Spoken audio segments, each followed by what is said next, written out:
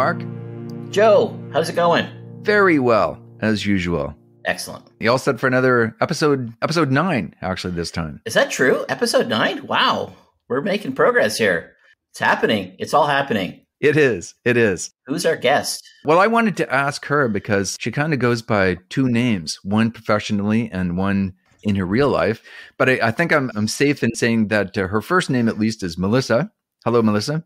Hi, that is my first name. Thank you very much, Melissa. And my real last name is Yuan-Innes, and I write as Melissa Yi. So both of them are fine.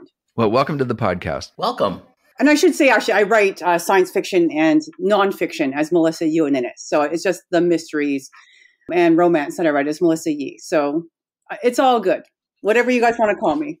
I got a question right away. How did you decide? Because I'm going through this process right now of trying to figure out my pen name, and I'm doing a different kind of writing for this pen name. How did you decide the pen name, and how did you figure out what you're going to use with what genre? Well, for me, Yuan-Innes, it's too long, and people don't know how to pronounce it, and it's cross-cultural. So, and I'm a doctor, so when people cannot pronounce your name after working with you for years, it can be convenient if they can't page you overhead, but aside from that, it's not great. So YI are the first letters of the two last names, so it's just relatively easy to make it Yi. And I remember the very first time I did it was for a short story for Akashic Books, and they're like, "Are you sure? Because you already have a track record with Yuan and Yuan-Innes. Is this really what you want?" And I was like, "Yes, this is what I want. I'm going to have one simpler name." And, you know, for things like podcasts, it is much easier to have a simple name that people can pronounce. I don't know if that's your issue. Those are my dogs. They approve. Pseudonyms if necessary pseudonyms. What are your dogs' names? Roxy is our big dog. She's our Rottweiler German Shepherd, we think, because she's a rescue. She's the one who's barking right now. She's 10 years old, and we love her very much. Aww. And then we have a little pandemic puppy, and she's very naughty. She's a mountain cur, and her name is Belle, Bell. There's no E at the end. Very nice. I got a feeling that we're going to hear a little bit from them on this podcast. And I just want to say for the record that dogs are welcome. This is a dog-friendly podcast. That is wonderful, because my dogs will make themselves at home, whether they're welcome or not. Okay. Now we do this thing, which is basically comes from laziness on my part, but I actually think it's working. And that is, we have the guests introduce themselves so that they can present themselves to our podcast audience the way that they would like to be presented, as opposed to how we perceive them. Oh, that's interesting. Okay. And you don't warn your guests beforehand. You just spring it on them. Oh, yeah. This is also a mean podcast. Okay. In several respects. It's just seriously unprofessional is what this podcast is. Okay, awesome. Well, pretty easy for me. Joe and I initially met because I'm a writer. So we both write fantasy and science fiction. So that's where we intersect. And I started off writing fantasy and science fiction because my husband suggested to me, he's like, you know what? There are lots of markets to write short stories. And I was like, great, because I do love money. Speaking of loving money, I wanted to be able to support myself and my dreams. So I became an emergency doctor. And now we, still with the same guy, my high school sweetheart. We have 2 kids and 2 rescue dogs. And I'm still writing. So that was my key, that no matter what, I tried to keep on writing at least a little bit every day. And if I couldn't, then I, eventually learned to let it go. But just to give it a try, so you're always moving ahead. Like one of my friends said about when I was like, oh, I'm doing the couch to 5K and I run very slowly. And she said, forward is a speed.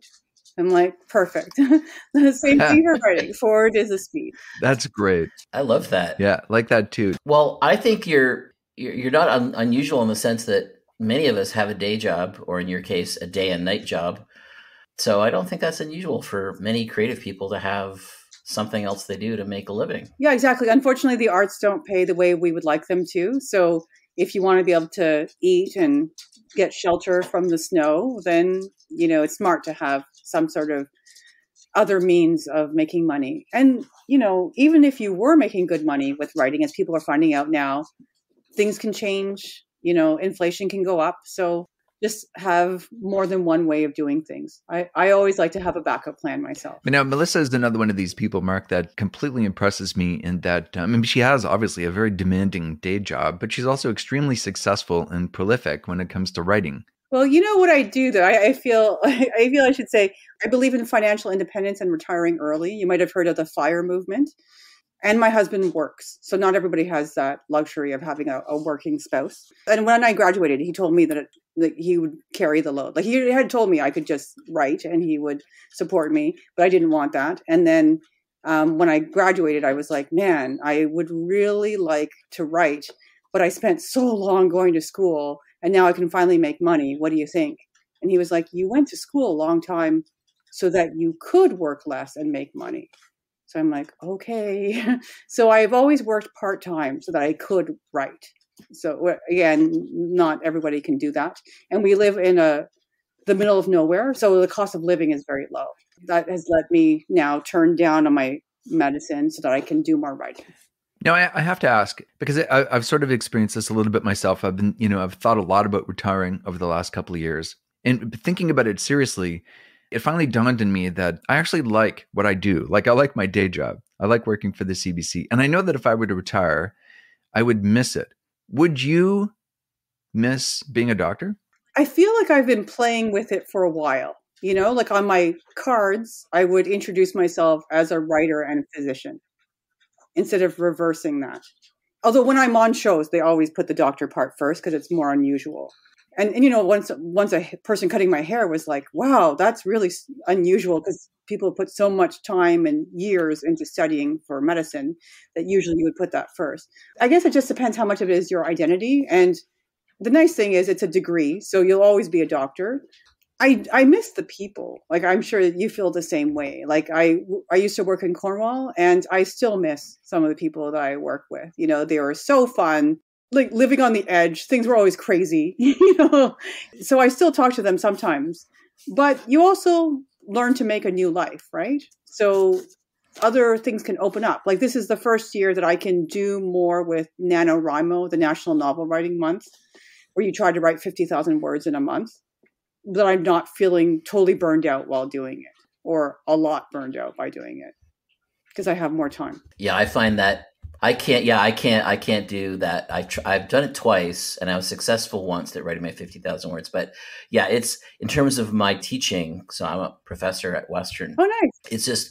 It's like the worst month of the year in terms of trying to do this, because it's not just like that's when things get busy in my classes. It's also when like the committee work ramps up to like 110 or 11, as they'd say in Spinal Tap.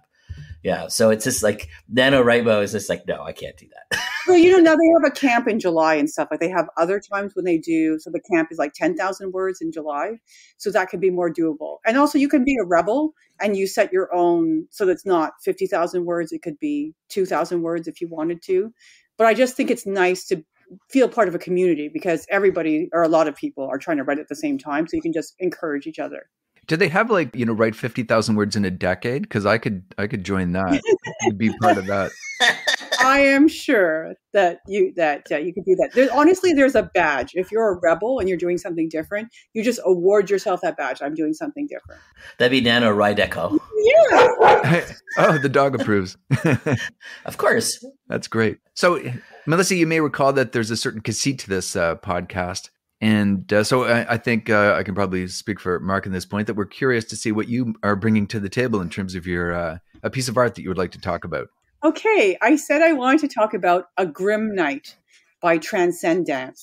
So I don't know how familiar both of you are with immersive theater. No. Is that environmental theater? Is that the same thing? Gosh, I don't know. See, I don't know enough about it, but I am starting to write theater as well for the last few years. So I went to see Sleep No More in New York, just on word of mouth and people saying that was the best show. And I didn't know what I was getting into. I didn't know that they had taken a warehouse and it was like 5 floors and you were going to have to run after the characters who were mostly reenacting Macbeth, but also the noir film Rebecca, and that they'd be dancing and they hardly ever spoke or made any noise. So you just had to figure out what was going on. So it was quite bizarre. Like, at one point, like somebody just brought me into a room and closed the door behind me, and there's just these two people swinging light bulbs back and forth as if they were trying to hit each other and stuff. And I'm like, no idea. And then another time I was like following Macbeth, and then they just shut the door and you couldn't go in. And I'd be like, oh, I want to go in there. And they're just like, no, like, and then they don't want to speak to you. So they're just gesturing, no, you can't go in.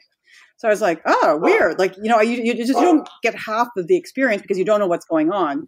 And also I was wearing like a ball gown and leather boots. It started to hurt partway through it. And I was like, I'm just going to sit down because this is just too much running around. But it was a really interesting experience. And I like the idea that you piece together the story. Like, you're not sitting in a theater watching it on the stage. You have to be the agent. And at one point I was like, oh, I'm not going to follow the story. I'm just going to go through this desk and see what the props that they have put on it and stuff. And actually somebody came up behind me because they thought I was part of the show. But I thought this is really cool where, the environment is part of the show. You can follow any actor you want. It's very confusing, but it can be really cool. And so when I heard they were doing that in Toronto with A Grimm Night, I was like, okay, that sounds awesome. I love fairy tales. I already know the story. So I didn't know Macbeth and Rebecca very well, which made it harder to follow the other one. But I was like, I'm going to try this. And so I booked a train ticket so I could go down to Toronto and just check it out. And they did a spectacular job. I thought it was actually in some ways better than Sleep No More, which some people have seen like dozens of times. So I highly recommend that you try and see it if you want to try it at all. If you love fairy tales, if you love dance, if you love just trying something new. So for example, when you go in, I don't know how much people want me to spoil it, but just for example, you pick out an invitation, like they just have a silver tray for you to pick out a random piece of paper. And that tells you where you're going to be at the beginning of the show. But the show doesn't begin right away.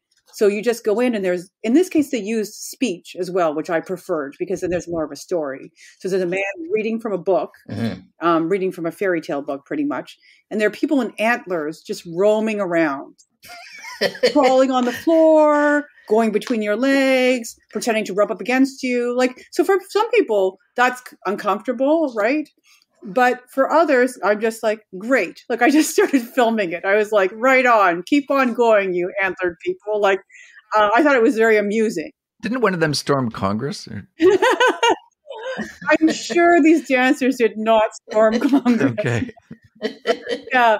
And some of the stuff didn't translate. So for example, I thought one of the stories was Goldilocks and the Three Bears because there's this blonde dancer who's in the middle. And then there are these three fantastic dancers around her. When I was reading reviews afterwards, they said that was Sleeping Beauty. I was like, oops.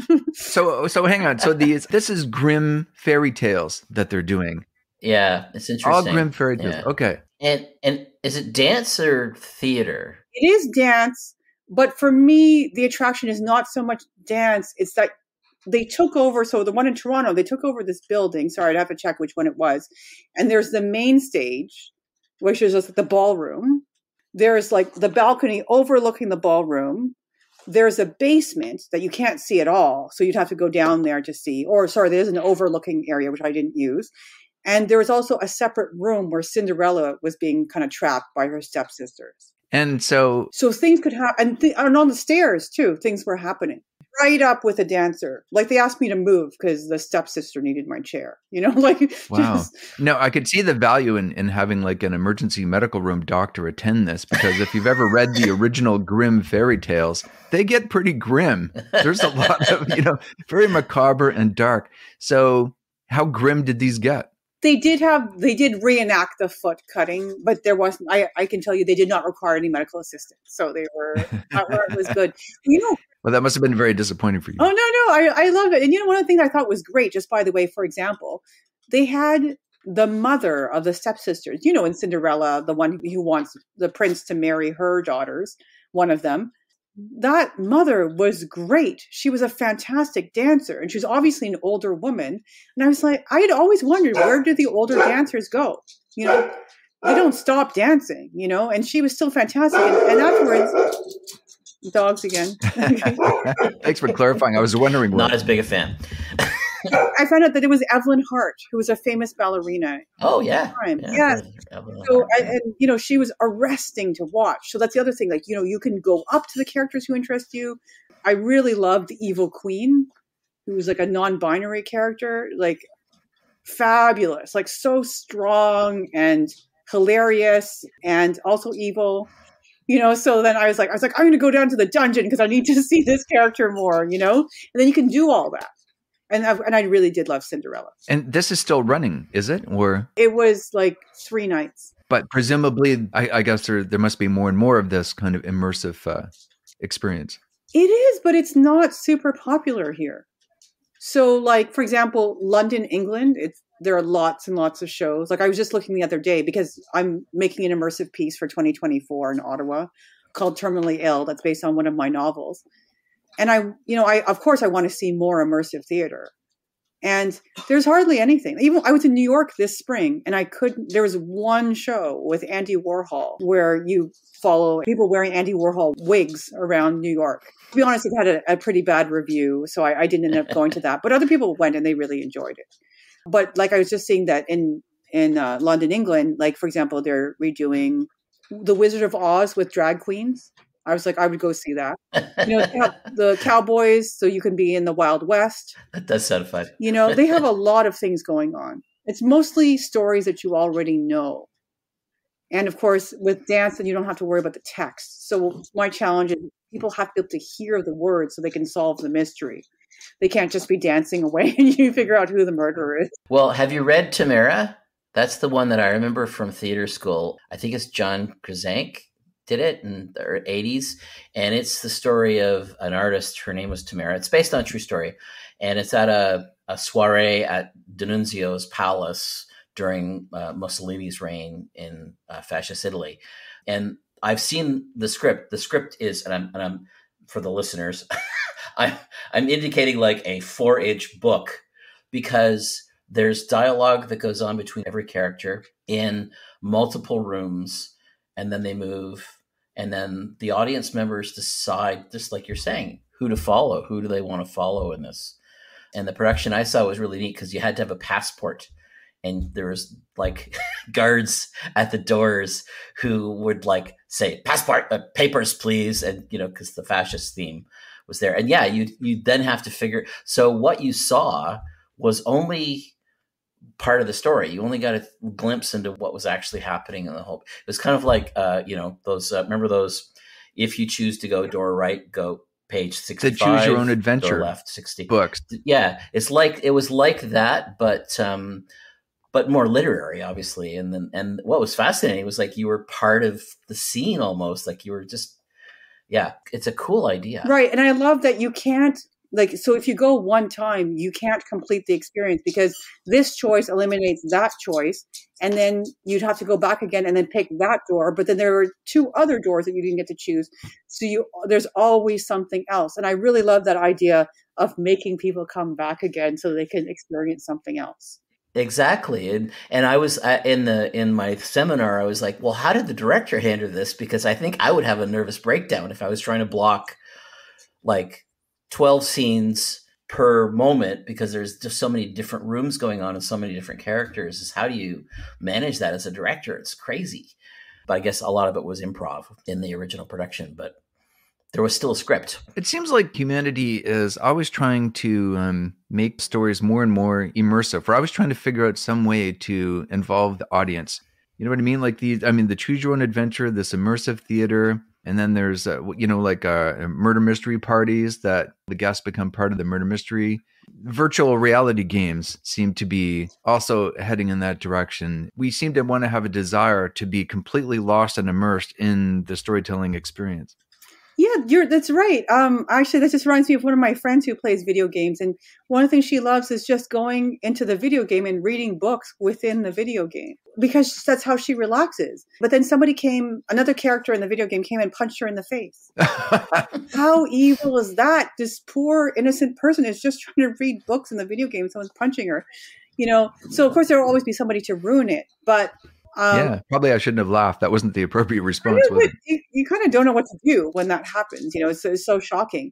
I think that there kind of can go 2 ways, right? Like you can be completely passive and just be like, don't talk to me. Don't make me choose anything. I'm done. I just want to watch. I just want to read, and 100% you take me away. And the other way is I want to be an agent of change. I want to make choices. I want to see how I can make things different.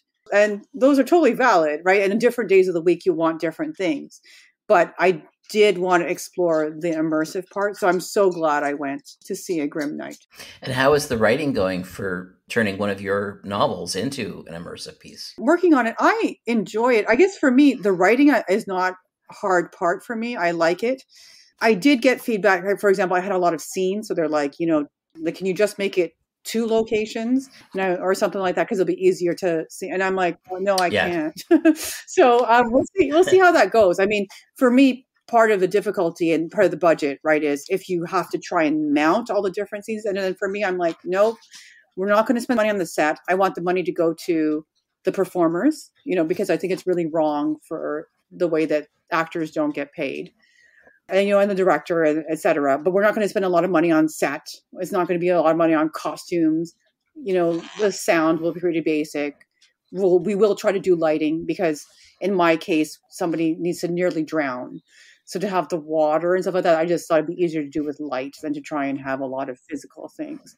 Mm-hmm. I'm like, this is going to be a practice run. So I'm not going to worry about it. But what stresses me out is having the people act it out and to have to coordinate the different rooms and to have enough actors because, they're like, to try and keep the budget down. They're like, can you double up on the actors? And I'm like, I'm trying. I'm still going to run out of actors. I'm thinking like, okay, can I just use a recording of a voice here instead of having the actual person there? Because it's just they won't be able to run from here to here in that time. I'll just add, I did a course with Outside the March in Toronto, and they do a ton of immersive stuff. And they have very precise spreadsheets of when you need to be where, at what time, and wearing which costume, et cetera. Yeah. So you can just coordinate the whole thing. And I'm like, wow, that makes my head hurt. There's just going to be 2 spots where you can break off.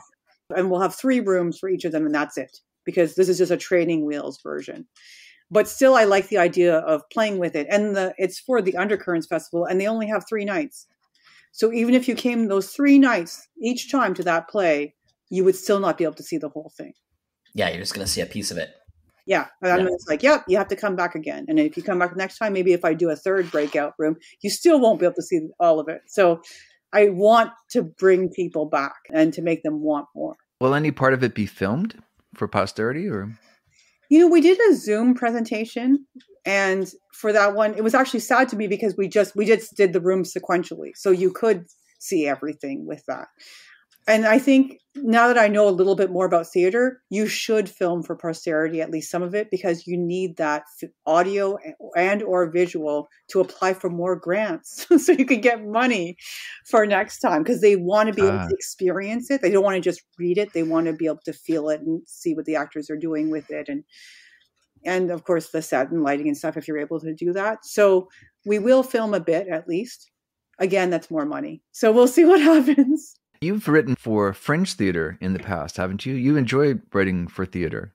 Well, I just started in 2019, so I consider myself a baby. But yes, I did a 1-woman show. I am the most unfeeling doctor in the world. Another True Tales from the Emergency Room. I would have loved to have seen that. Did you happen to film that one?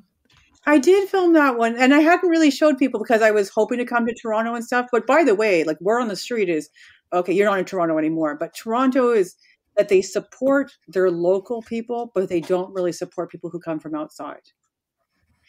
And of course, Toronto's expensive. So if you're going to come and not know that you're going to have an audience, that it wasn't a big draw. And I also did a spreadsheet showing which fringe festivals pay the most per artist. If you just average out the payouts by number of companies, Toronto wasn't that high.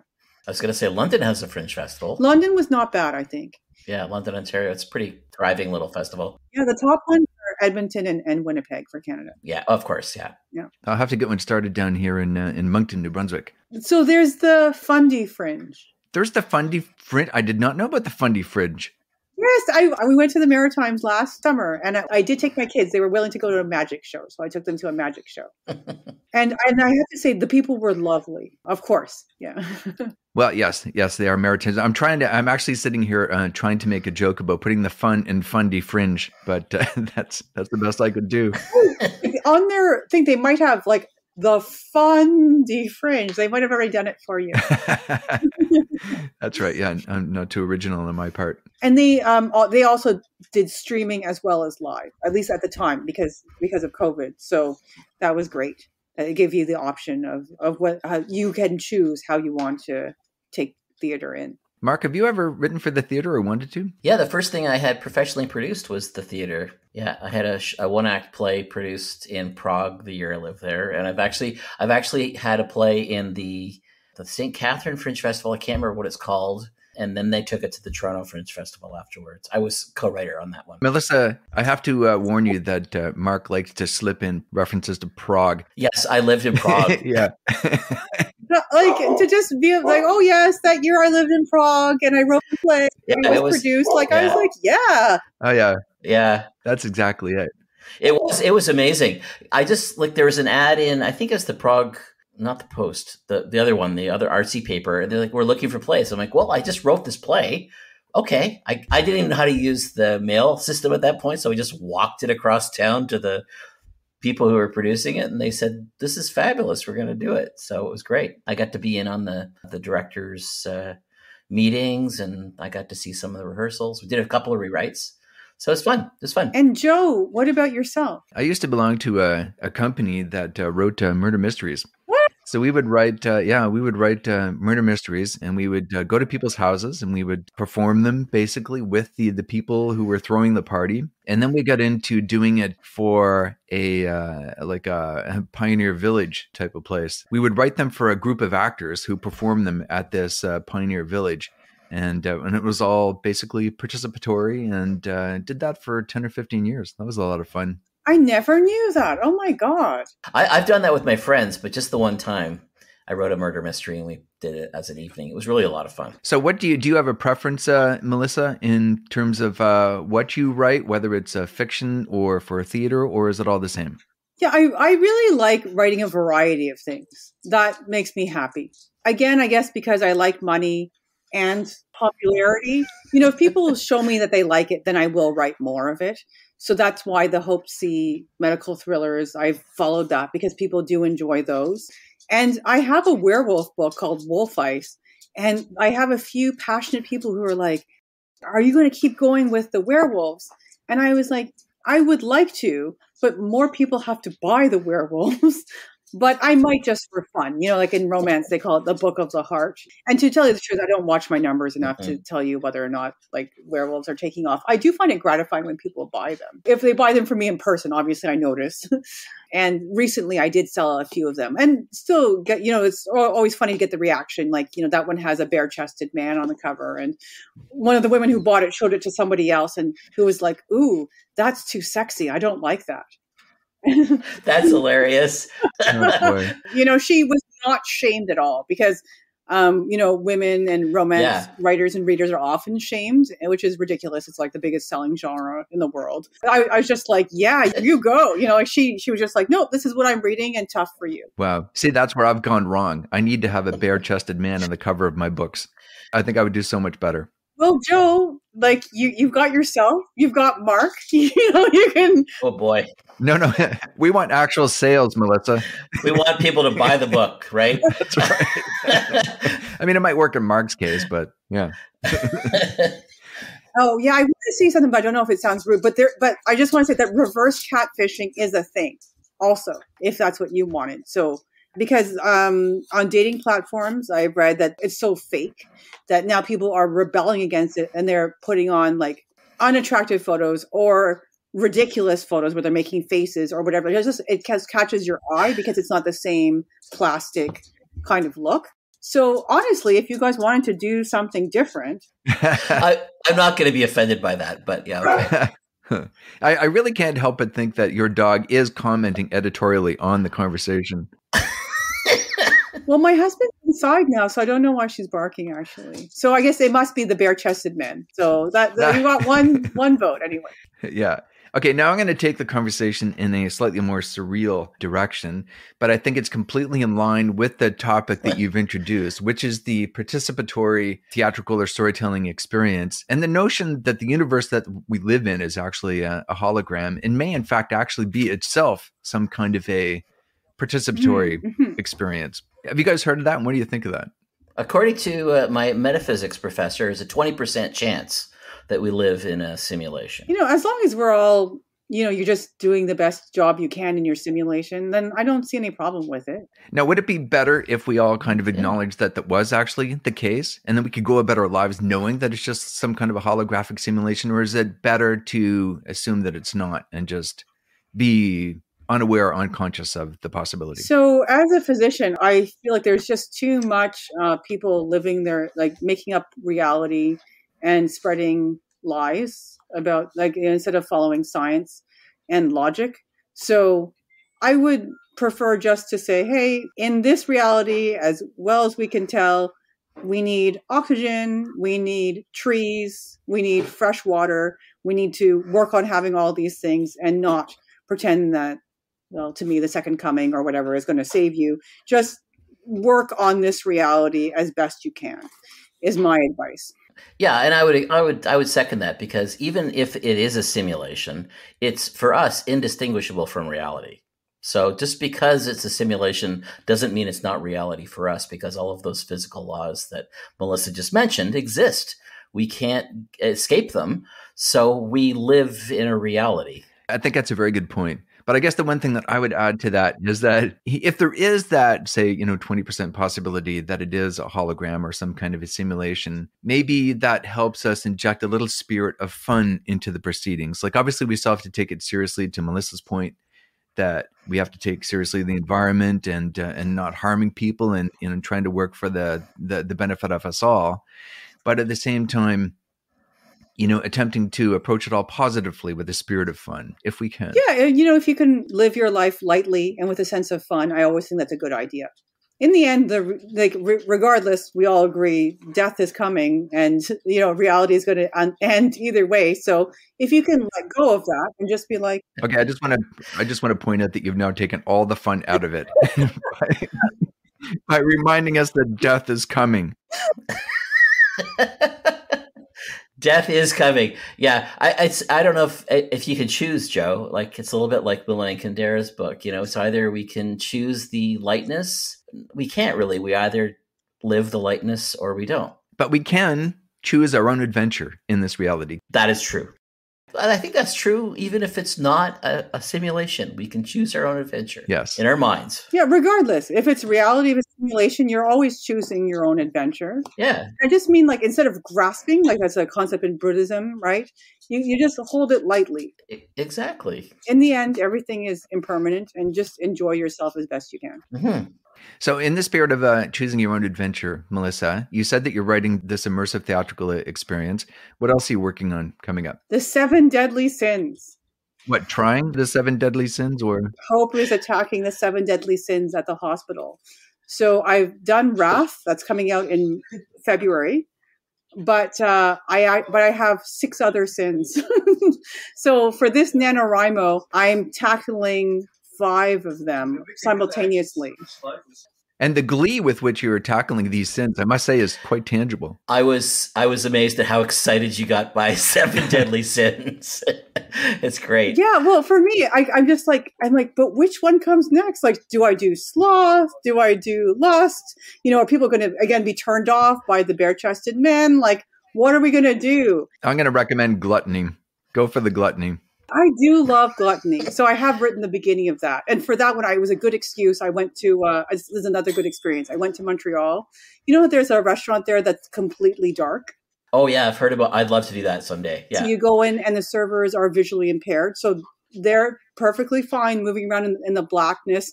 And you're like, where am I going? What am I eating? Oh, wow. Where do I sit? Where's my stuff? Yeah. So I'd always wanted to go. So finally, I'm just like, well, I'm doing gluttony. This is a good excuse to go to a restaurant and be gluttonous, but also in a different environment. Well, that does sound like fun. Any final thoughts, either of you, on participatory experiences, 7 deadly sins?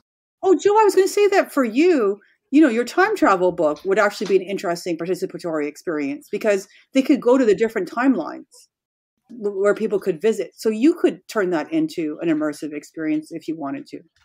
I may have to invent the actual time machine to really make it participatory for people. That would be awesome. Like, you would definitely get a big audience if you did that. Yeah.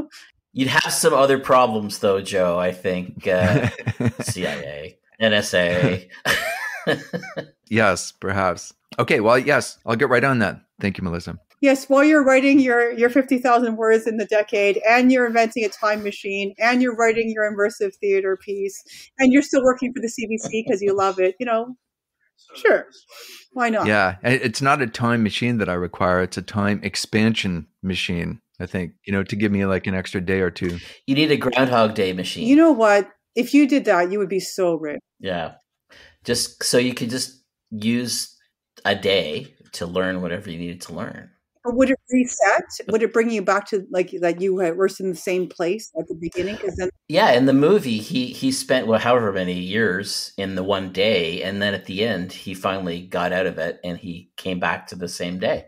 So only a day had passed. Yeah, we don't know if he actually remember he became like an expert jazz pianist. Did he retain those abilities? Yeah, I think so. I think that was the implication. Yeah. I actually never saw the movie, so. Oh, okay. Well, okay. There's your homework, Melissa. You need to go and see Groundhog Day. I can't believe, frankly, that's probably the most astonishing revelation of this podcast. You know what? I had never seen the movie Seven. I was going to ask you about Seven because it's like that's so. Yeah. I was going to Wrath. Come on. What about Wrath? Are you going to do Wrath?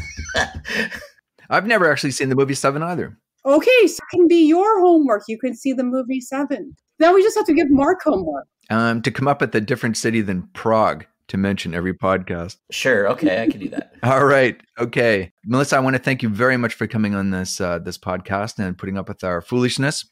Thank you so much for having me. I hope you do build that time expansion machine. Well, it's a catch-22 because in order to actually be able to build the time expansion machine, I need to have the time expansion machine. So I'm not sure how that's going to work. It's a causal loop. Yeah. The multiverse, Joe, can help build the time machine, the expansion machine for you. Well, that just happens to be Mark's expertise, so that works out very well. I'll get Alpha Max working on that right away. Thank you both. Thank you so much. Lovely to meet you, Melissa.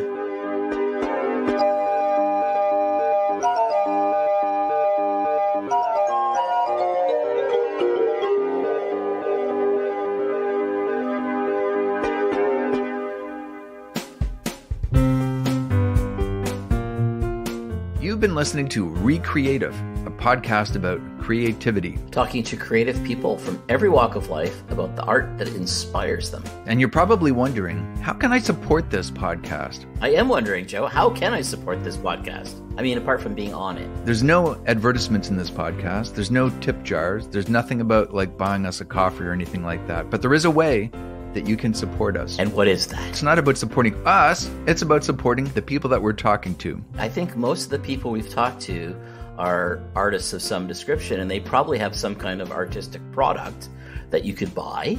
And if you enjoyed it, maybe you could review it for them. Oh, yeah. But maybe us too. Yeah, you know what? Us too. It wouldn't hurt. They could buy our books. And how do they find us? Recreative.ca. Don't forget the hyphen. There's a hyphen in there. Re-creative. I took your line. Sorry.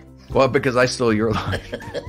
So yes, re-creative.ca. Jinx. Oh yeah, I stole your line again. As well, if you like what you've just heard, you could consider subscribing to the podcast. And leave a comment if you like it. Thanks for listening. Spread the word.